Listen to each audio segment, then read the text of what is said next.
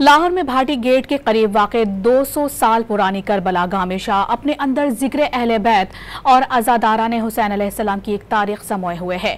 قدیمی امام بارگاہ کی تاریخ اور اہمیت پر دیکھیے عدنان شیخ کی یہ رپورٹ۔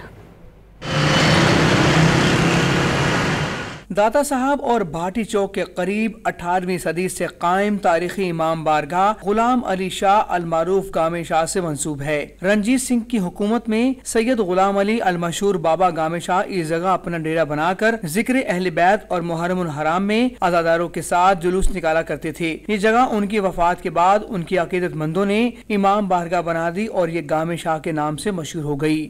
کربلا گام شاہ جو ہے وہ لاہور کی سب سے قدیمی اور مرکزی امام بارگاہ ہے، اور یہاں پہ جو ہے تمام جو بڑے بڑے مرکزی جلوس ہیں وہ یہاں پہ آ کے اختتام پذیر ہوتے ہیں۔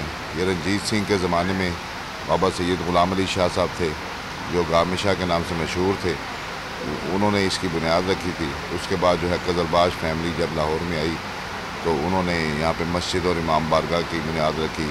امام بارگاہ میں شبیہ حضرت امام حسین رضی اللہ تعالیٰ عنہ، شبیہ علم عباس رضی اللہ تعالیٰ عنہ، جھولا امام علی اصغر، شبیہ روضہ بی بی زینب سلام اللہ علیہ سمیت دیگر زیارات موجود ہیں۔ عقیدہ ہے کہ یہاں جو بھی لوگ آتے ہیں نا ان کی منت پوری ہوتی ہے۔ یہ بالکل میرے دل سے کہہ رہا ہوں کہ واقعی پوری ہوتی ہے۔ یزیدیت اٹھی، حسینیت کو گرانے کی کوشش کی، لیکن حسینیت نے اپنا صبر کے ذریعے سے اپنا مقام پھر دوبارہ اوپر کیا، اور آج حسینیت ہے اور یزیدیت آج بھی مردہ باد۔ یوم عاشور پر نثار حویلی موچی دروازے سے نکلنے والے شبیہ زلزلہ کے مرکزی جلوس کی سب سے بڑی منزل بھی یہی ہے، جہاں ملک بھر سے زائرین بڑی تعداد میں آتے ہیں۔ کیمرہ مین فاروق احمد کے ساتھ عدنان شیخ، ڈان نیوز، لاہور۔